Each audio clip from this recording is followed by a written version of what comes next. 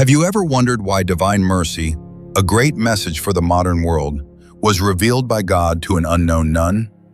A Polish peasant girl, poorly educated and frail in body, who spent her entire life among kitchens and household tasks, was nevertheless granted visions of universal scope. In a short earthly life of only 33 years, a small and humble nun was called by God and honored by the Church as the Apostle of Divine Mercy. This is the story of Saint Maria Faustina Kowalska's life, and she is currently being proposed for proclamation as a doctor of the Church. Before we embark on this journey, please let me know where in the world you are watching this video from, or leave a single word, Amen, so that together we may pray for Saint Maria Faustina to be officially recognized by the Church as a master of faith and intellect. What happens when a call from God resounds amid music, lights, and laughter at a dance? Not in the silence of a church, nor during long hours of prayer, but in the midst of ordinary life, where human beings most easily forget the fundamental questions of their existence. On August 25, 1905, in the village of Glogowiec in Poland, Helena Kowalska was born into a poor peasant family with 10 children. The small village lay amid fields and dirt roads, where life unfolded according to the rhythm of the seasons, manual labor, and simple family prayers. Helena was the third child, growing up amid evening communal prayers, farm work, and a popular piety deeply embedded in daily life. There were no signs to suggest that this child would one day carry a mission far beyond the boundaries of her poor village and of her own life. Helena's childhood was marked by simplicity and an early formation of inner discipline. From her earliest years, she became accustomed to moderation, to sharing each portion of food, and to the awareness that labor and prayer were inseparable. It was precisely in this atmosphere that, at about 7 years of age, Helena first sensed a vague yet persistent call, a desire to consecrate her life to God. That call came without images or specific words. It arrived as a quiet intuition, silently growing with her, accompanying her childhood, and not yet taking on a clear form. Helena's path of formal education was interrupted early. Family circumstances did not allow her to remain in school for long.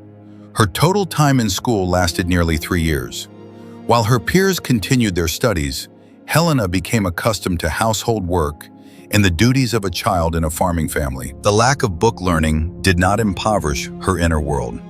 Instead, it cultivated another kind of sensitivity, the capacity to listen, to observe, and a rich interior life nourished more by prayer than by written words. As she entered adolescence, Helena soon faced the realities of earning a living. At 16 years of age, she left her family to work as a domestic servant in Alexandrov and later in Lodz. That decision did not arise from personal ambition, but from a sense of responsibility to support her parents and her younger siblings in a large family. Those years of working away from home opened before Helena a broader world, a faster pace of life, where daily concerns could easily draw a person into the cycle of work and cause deeper longings to be forgotten. In those cities, Helena lived between two parallel rhythms of life. By day, there was strenuous manual labor, long working hours, and the fatigue of a young woman forced to be self-reliant. By night, and during rare moments of quiet, she sought out churches, private prayer, and listened to the interior call that remained silently present. That call was not yet clear enough to become a decision, yet it never disappeared. In 1924, when Helena was 19 years old, an event occurred that would permanently change the direction of her life. At a dance in Lodz, amid lively music, lights, and the laughter of young people, Helena suddenly received a vision of the suffering Jesus. He appeared beside her, bearing wounds, with a gaze both painful and urgent. There was no threatening gesture, no word of condemnation, only a question that resounded within her, questioning the delay, the avoidance of the call she had heard long before. That moment cut through the festive rhythm of the gathering like a clear dividing line. For Helena, it was no longer a fleeting religious emotion, but a confrontation with the fundamental question of her life. Amid the dance hall lights, she realized that she was standing before a choice that could no longer be postponed. That very night, Helena left the dance. She did not return to her lodging, nor did she seek out friends, but went straight to the church. In the silent space where only candlelight and prayer remained, she knelt and placed her life before God. The decision took shape not through impulsiveness, but through an inner clarity she had never experienced before. Helena decided to go to Warsaw to seek a path into religious life, despite the lack of her family's consent, despite a future that lay entirely uncertain. That night closed one chapter of her life and opened a new journey. The call, first heard in childhood, later obscured by labor and the struggle to survive, was now placed at the center of her existence. The dance hall lights were extinguished, the music fell silent, but the call could no longer be forgotten. It was precisely from a place seemingly most distant from spiritual life that God touched Helena Kowalska and led her across the threshold of a story that would continue to unfold in the chapters that followed. What happens when a person is called by God, but repeatedly rejected by human beings? After the night of leaving the dance in Lodz, the decision to set out had been made, yet the path leading to religious life did not open immediately. Warsaw received Helena Kowalska with crowded streets, closed doors, and repeated answers of refusal. The poverty of her family, her lack of formal education, and the plain appearance of a hired servant girl became reasons why many religious congregations could not accept her. The call remained clear, but the entrance was so narrow that it seemed almost impossible to pass through. The days of waiting in Warsaw stretched on in silence and patience. Helena sought employment to support herself, continued to pray, and knocked on the doors of one congregation after another with a fragile hope. Each time she was refused, she returned to the church, not to challenge, but to pose deeper questions about her own fidelity. The call that had once sounded amid the lights of a dance hall was now tested in cold corridors in brief replies. It was precisely during this period that Helena's vocation was stripped of all romantic imaginings and began to take on the form of a stark, unadorned choice. The date, 1st of August, 1925, marked a turning point. After many refusals, Helena was accepted into the congregation of the Sisters of Our Lady of Mercy in Warsaw. The door of the convent opened, not accompanied by promises of consolation or ease, but as an invitation to step into a new life with demanding requirements. For Helena, that moment did not carry the color of victory, but rather that of a cautious surrender.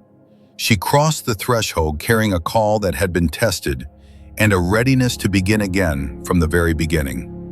The first weeks in the convent did not resemble her earlier expectations. The tightly structured rhythm of community life, the hours of work interwoven with prayer, and absolute obedience formed a new reality. Helena quickly realized that the time reserved for silent personal prayer was less than she had anticipated.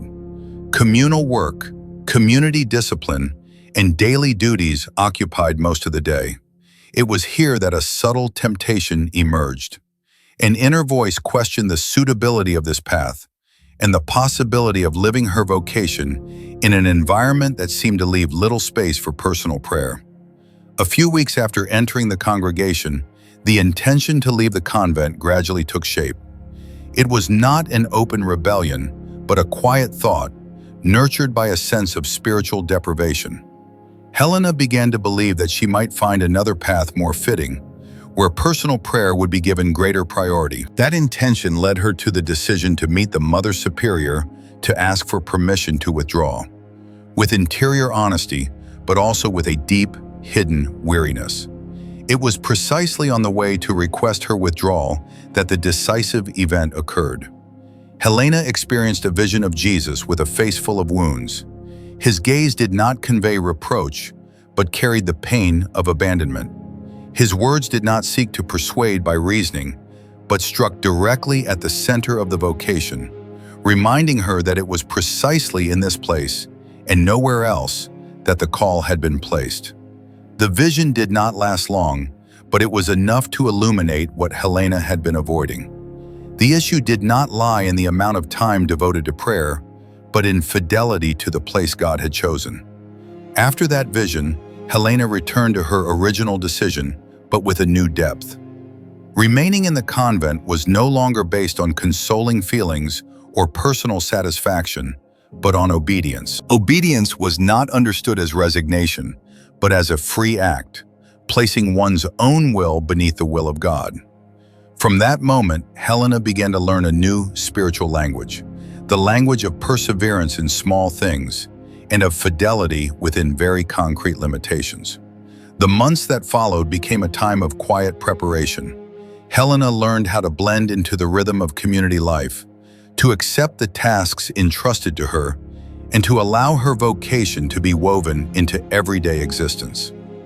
The interior tension gradually subsided, giving way to a peace that did not come from circumstances, but from knowing that she was in the right place.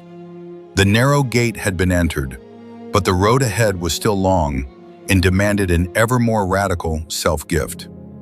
On 30 April 1926, Helena received the religious habit and a new name, Maria Faustina of the Blessed Sacrament. That name marked the official beginning of a consecrated life, but also closed a turbulent period of searching. From that point on, Helena Kowalska entered into a new identity, in which her personal life was gradually placed under the light of a mission that at that time remained entirely hidden. The moment of receiving the habit was not an ending, but the opening of a deeper process. What had taken place from 1925 to 1926 showed that a vocation is not confirmed by ease, but by the capacity to remain when all external motivations seem to weaken. The call that had once resounded amid the lights of a dance hall was now firmly anchored in the discipline of convent life. The narrow gate had been passed through, and it was precisely from that confined place that a new journey began. A journey that would gradually reveal the meaning of obedience and prepare for greater revelations in the years to come. How can the greatest revelations be concealed behind the smallest tasks? When Helena Kowalska received the new name Maria Faustina of the Blessed Sacrament on April 30th, 1926, no signs were foreshadowing that her life would become inseparably linked to one of the most important messages of the Church in the 20th century. The early years of Saint Faustina's religious life did not begin with extraordinary events, but with a sequence of repetitive days, quiet and seemingly entirely ordinary. From 1926, Saint Faustina was sent to serve in various communities of the Congregation of the Sisters of Our Lady of Mercy.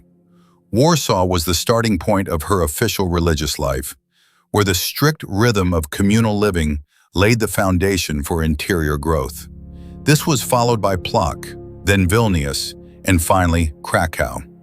Each place carried a different context, yet all were marked by the same rhythm: common prayer, shared labor, and obedience in the smallest details. The work entrusted to Saint Faustina was neither symbolic nor prominent.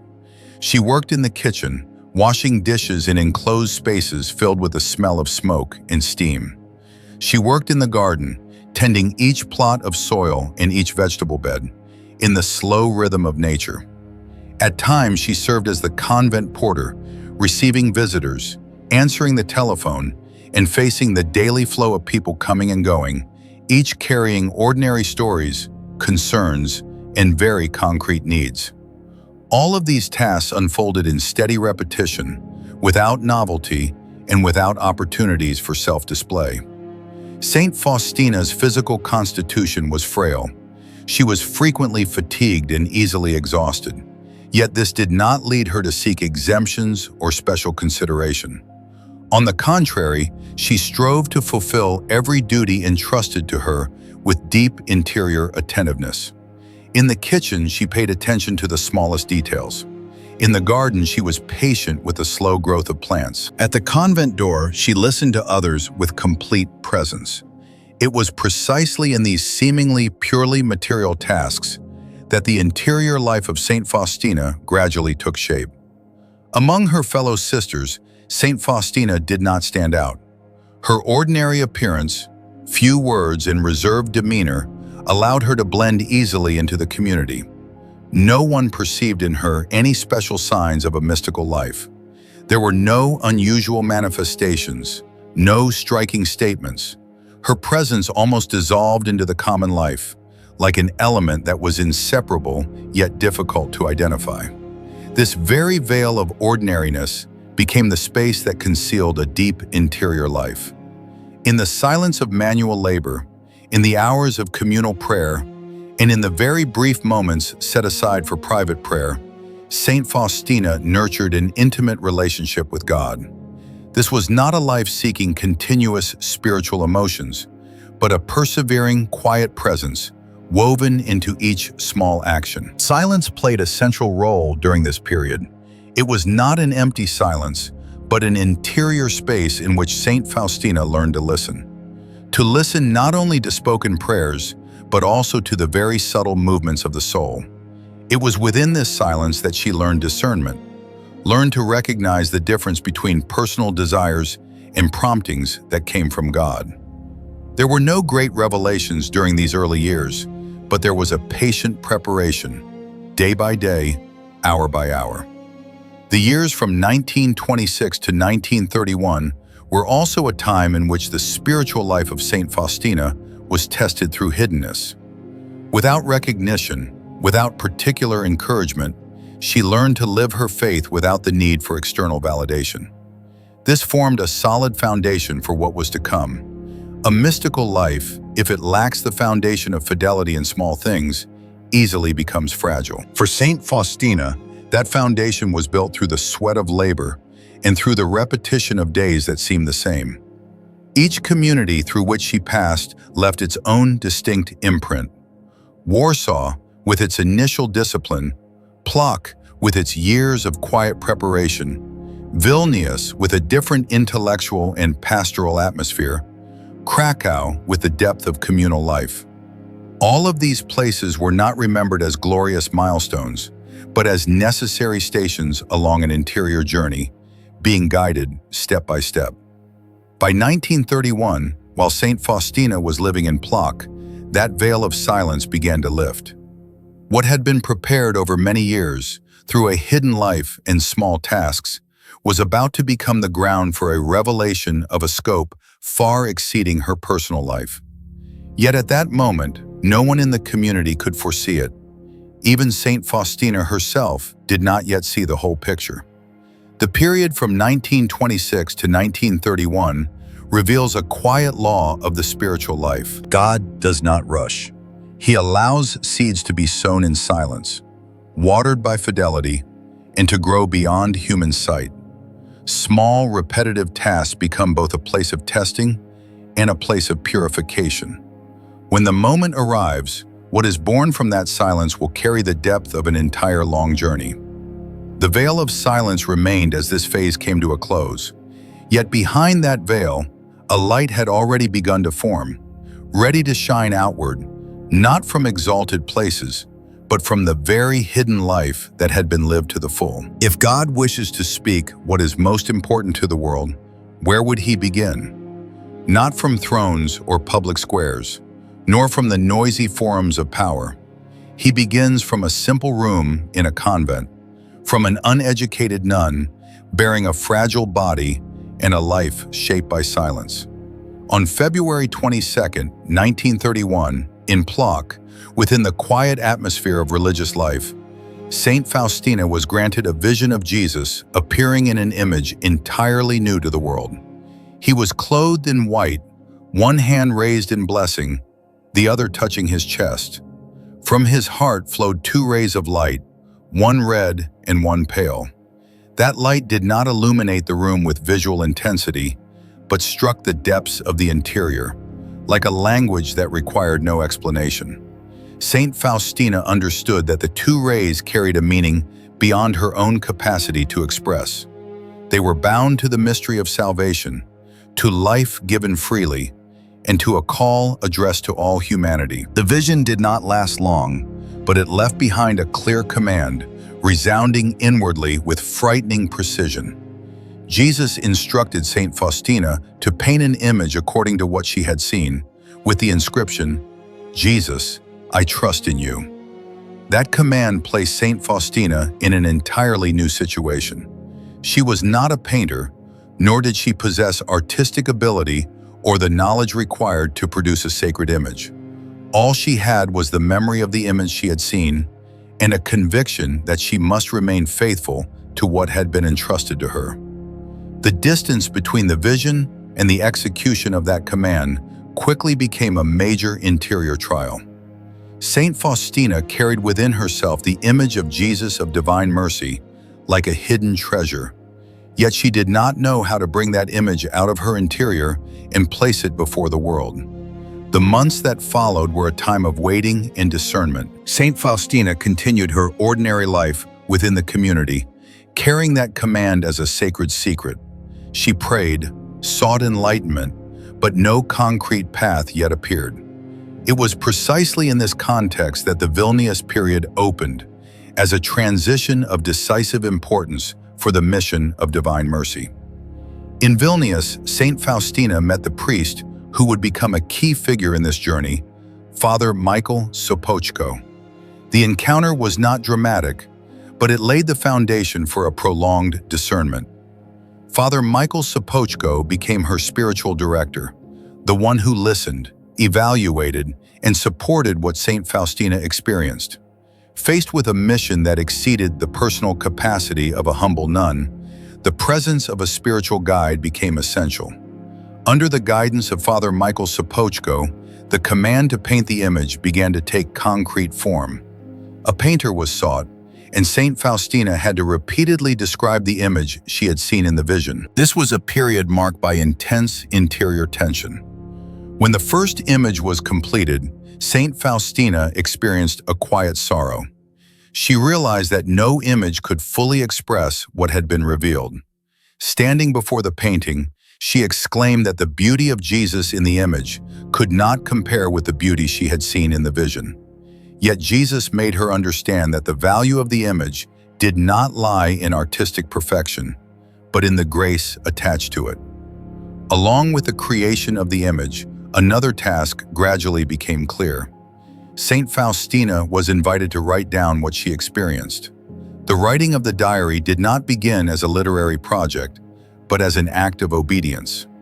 Under spiritual guidance, Saint Faustina began to set down on paper the revelations, the interior dialogues, and the hidden movements of the soul.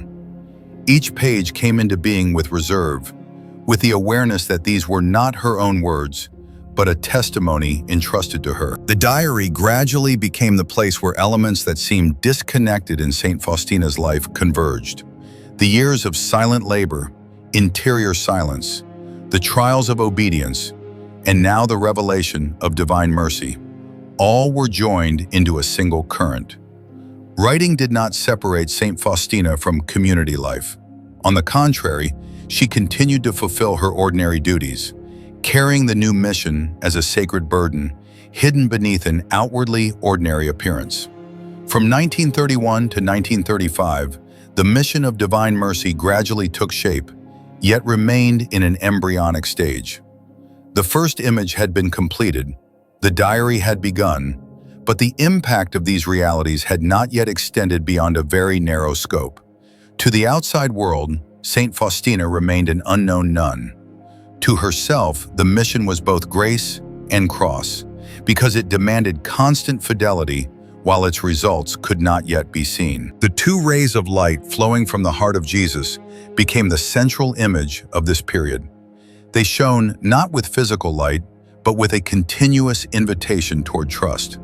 Saint Faustina learned how to live under that light, allowing each small action to be permeated by what had been revealed.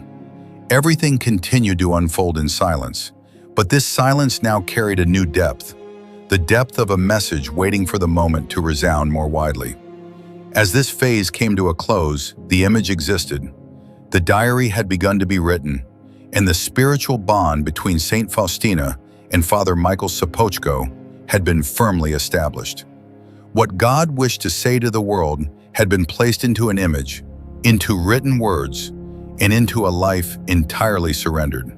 The next part of the journey would show that this call expanded beyond the interior of one person to become a plea of intercession for all humanity. What can restrain wrath when humanity stands powerless before justice? When sin accumulates, when history seems to be moving toward destruction, when every justification is exhausted, what can still stand in the space between, not to deny justice, but to open another path for humanity? The years 1935 and 1936 marked a profound turning point in the spiritual journey of Saint Faustina. If the preceding period had been a time of entrusted revelations and quiet preparation, now what had been placed within her heart began to take on a universal dimension. The mission no longer remained confined to visions or to the discrete pages of the diary, but unfolded as an intercession for the entire world. On September 13, 1935, in Vilnius, during a moment of silent prayer, Saint Faustina was given a vision of an angel about to carry out punishment upon a city. This vision was not vague or merely symbolic, but appeared with a very concrete gravity. She clearly sensed the seriousness of justice drawing near as an inevitable consequence of human sin. Faced with this sight, Saint Faustina began to pray, but very quickly she became aware of her own powerlessness. Familiar prayers seemed insufficient, and personal effort appeared far too small in the face of what was unfolding. It was precisely in this moment of helplessness that something new was given. Saint Faustina heard interiorly prayers that she had never known before.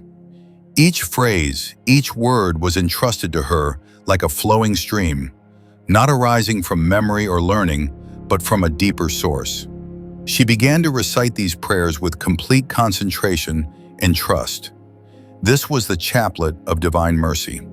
As Saint Faustina prayed this chaplet, the vision changed. The angel, who had been preparing to carry out punishment, became powerless.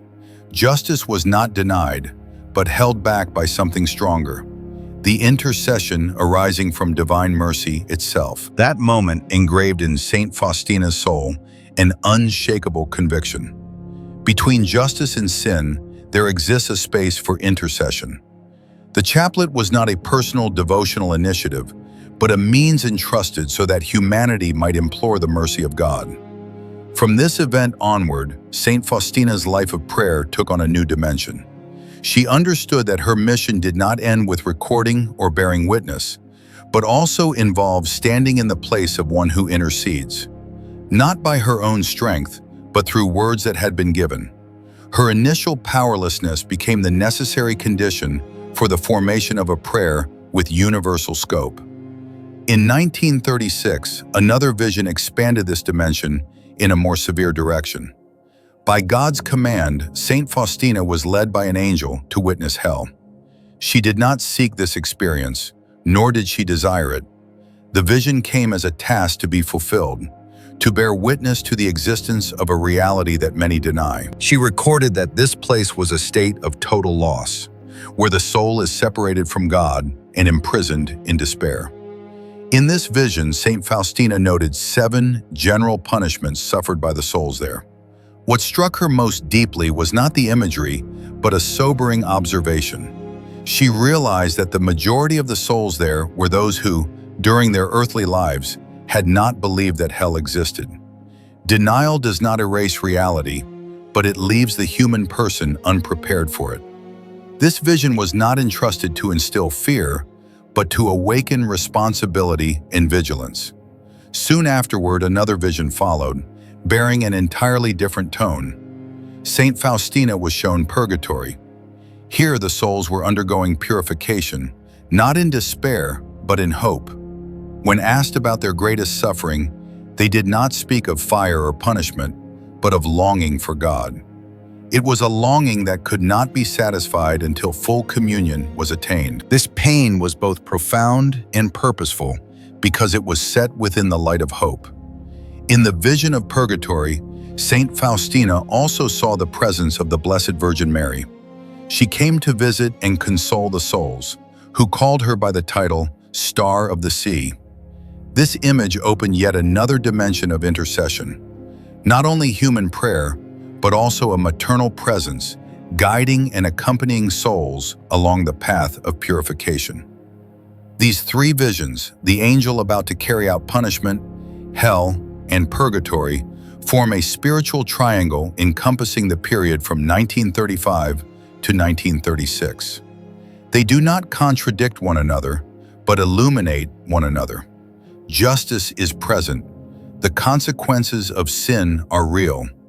Yet at the heart of all these realities, divine mercy continues to open a path.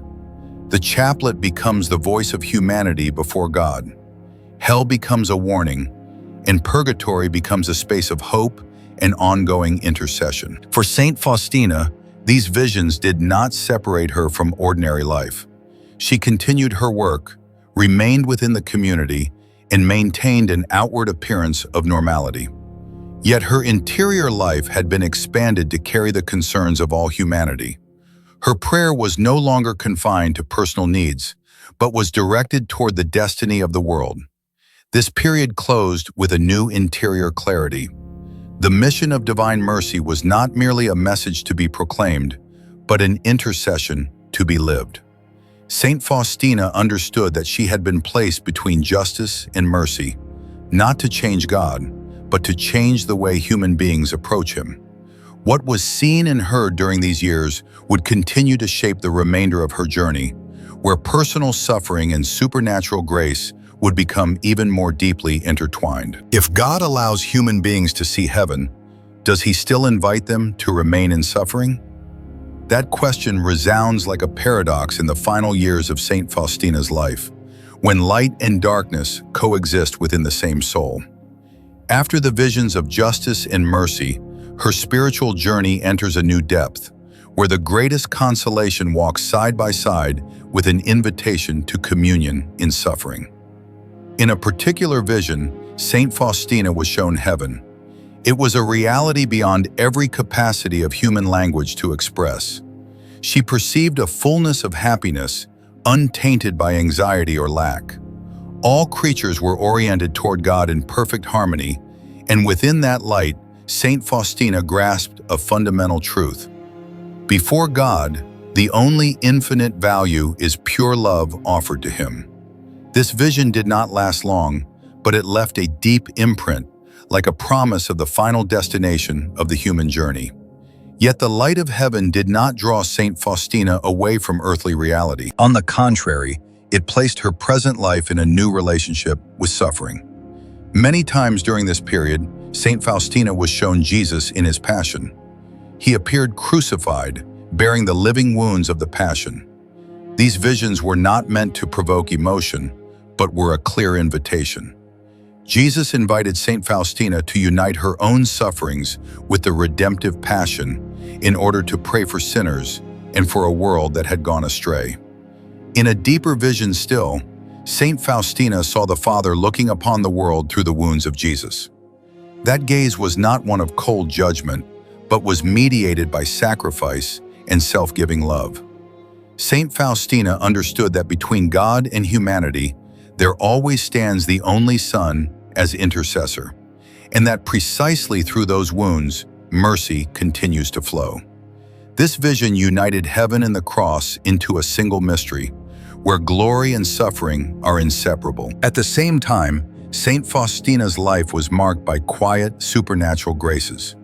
She bore within herself hidden stigmata, interior and physical sufferings united to the passion of Jesus, yet not visible outwardly. Those wounds were not seen, but deeply felt, as a hidden form of communion. She was also granted the ability to perceive the souls of others, to recognize their hidden burdens so as to console and support them at the moment of need. The presence of her guardian angel became more perceptible in Saint Faustina's life. She sensed companionship and protection during periods of intense interior trial. These experiences did not separate her from the community. Rather, they enabled her to be more deeply present in ordinary relationships. All graces were kept hidden, without any attempt to display or assert them. That very hiddenness became the source of misunderstanding. Within the community, some sisters began to doubt Saint Faustina. Her interior experiences, moments of exhaustion, and differences difficult to define led her to be regarded as odd, even suspected of mental instability. Whispered remarks, cautious glances, and quiet distancing became part of daily life. For someone naturally sensitive and physically weak, this was a heavy trial. Saint Faustina did not resist, nor did she seek to justify herself. She accepted these misunderstandings in a spirit of obedience. For her, this was another way of sharing in communion with Jesus, who himself had been misunderstood and rejected. Humility did not arise from self-deprecation, but from placing her entire will in the hands of God, even when that meant accepting obscurity and isolation. In the final years of her life, Saint Faustina's health continued to deteriorate. Her frail body became the place where spiritual and physical suffering intersected. Yet she continued to fulfill the duties entrusted to her, maintain the rhythm of community life, and remain faithful to her mission of intercession. For her, every pain and every misunderstanding could be offered as a silent prayer for the world. The period from 1936 to 1938 reveals a complete interior maturity. Saint Faustina had seen heaven and tasted the light of glory, yet she chose to remain within a reality filled with trials. That choice was not made by her own strength, but by a love purified through silence, obedience, and communion in suffering. Heaven did not become a place of escape, but a source of strength that enabled her to persevere at the foot of the cross.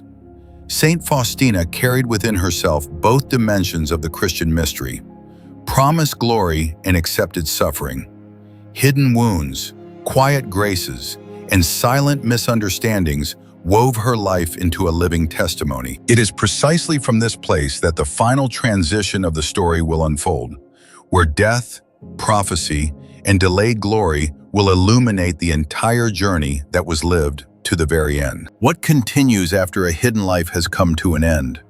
When weary steps stop at the final threshold of life, when a small voice no longer echoes through the corridors of the convent, does the story conclude? Or does it begin a different movement of history?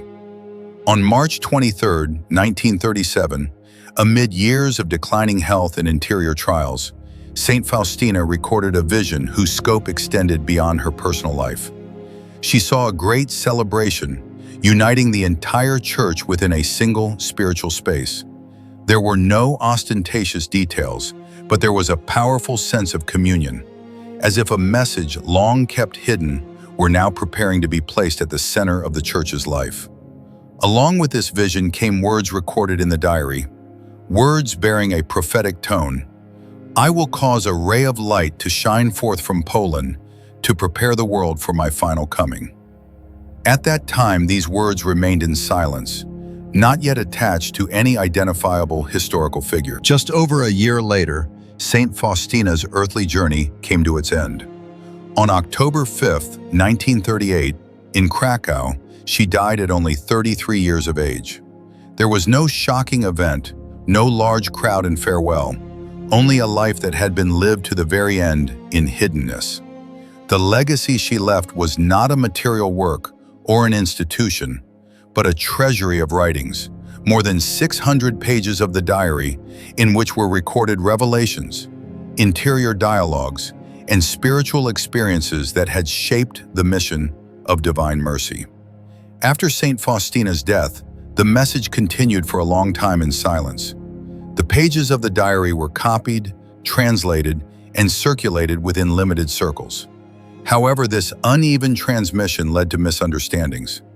In 1959, the Holy See issued a temporary ban on the promotion of the Divine Mercy message due to inaccurate translations and imprecise interpretations. For many, this appeared to be the end of a spirituality that had already been the subject of controversy. Yet history did not end there. In 1978, after many theological and pastoral efforts to clarify the original content of the diary, the official ban was lifted. The message of divine mercy was restored to its proper place, as an invitation situated within the faith tradition of the Church. This moment also coincided with a meaningful convergence, for shortly thereafter, a pope from Poland was elected. From this point, the prophecy of the ray of light from Poland began to take on a concrete historical face. Saint John Paul II, who had carried within himself the spirituality of divine mercy since his years of prayer in Krakow, became the central figure in bringing Saint Faustina's message into the light on a global scale. Under his pontificate, the delayed path of Saint Faustina's glorification unfolded step by step, not hastily, but decisively. In 1993, Saint Faustina was beatified. This event was not merely personal recognition, but a sign that the Church had discerned and embraced the witness of a life that had once been misunderstood. 7 years later, on April 30, 2000, in Rome, Saint Faustina was canonized. On that same day, Divine Mercy Sunday was established for the entire Church, placing a message once entrusted in silence at the center of the liturgy and the spiritual life of the people of God. That moment closed a historical arc spanning more than 6 decades. From an unknown nun in Krakow to a saint venerated throughout the world. From the diary pages once questioned to a spirituality celebrated in the universal liturgy. Glory arrived late, but not as compensation, rather as the manifestation of a truth that had been fully lived from the very beginning. This journey reached a moment of profound stillness on April 2, 2005. That evening, Pope John Paul II died on the eve of Divine Mercy Sunday. For many of the faithful, this moment was not perceived as a coincidence. It was read as a final sign of the bond between the Pope and the saint of the same homeland. The one who had brought divine mercy to the center of the Church departed precisely on the night when the Church was preparing to celebrate that very mystery. When one looks back over the entire path from 1937 to 2005, the opening question returns with a new resonance. What continues after a hidden life has come to an end? The answer lies not in the prolongation of memory, but in the vitality of a message. The life of Saint Faustina ended in silence, but the intercession entrusted through her continues to resound in history. The ray of light that shone forth from Poland has spread, not as a blinding beam, but like a smoldering flame, sufficient to warm a world searching for hope. O God, our Father rich in mercy, as the earthly journey of Saint Maria Faustina Kowalska has been recounted, we pause in silence to contemplate a life lived to the full in prayer, obedience, and self-gift. From the poor village of Glogowiec through the quiet corridors of convent life, from the lights of a dance hall on a decisive evening to the light flowing from the heart of your only Son, we recognize the hand of your providence guiding history along humble paths.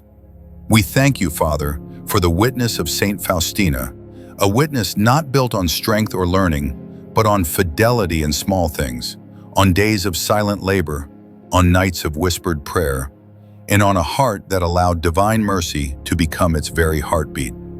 Through Saint Faustina, you reminded the Church that hope does not arise from human self-confidence, but from trust placed entirely in you. Father, we offer to you your Church throughout the whole world. Amid a world torn by violence, division, and fear of the future, grant that the Church may know how to stand in the place of intercession, to speak of justice in the light of mercy, to proclaim truth in the language of love, and to open paths of reconciliation when humanity believes that all ways are closed. We offer you the world of today, with its cities full of light yet lacking hope, its people busy yet lonely, its nations carrying within them memories of suffering and anxieties about tomorrow. Grant that the world may know how to run to divine mercy, to pause before the pierced heart of your only Son, and there find forgiveness, healing, and a new beginning. Father, through the intercession of Saint Faustina, grant that each of us may learn to trust when faced with our limitations, to pray when words become powerless, to love when hatred seems to prevail, and to surrender when history moves toward unpredictable turns. Grant that we may understand that the time remaining for humanity is not a time of fear, but a time of grace, so that each person may return before history closes in the light of your justice. We offer this prayer to you in hope nourished by the witness of Saint Faustina and in trust in divine mercy, the source that never runs dry for the world and for every soul. I give my blessing to all brothers and sisters who have liked this video. May God, through the intercession of the saints, grant you peace, good health, and an abundance of blessings in your lives. Return to the tabernacle. Return to the light of the Eucharistic body of Christ. Return to the moment of silent companionship with the one who awaits us in the sacrament of love. And if, in what I have shared today, you find only one or two sentences that touch your heart and help you draw closer to God, then I am already satisfied.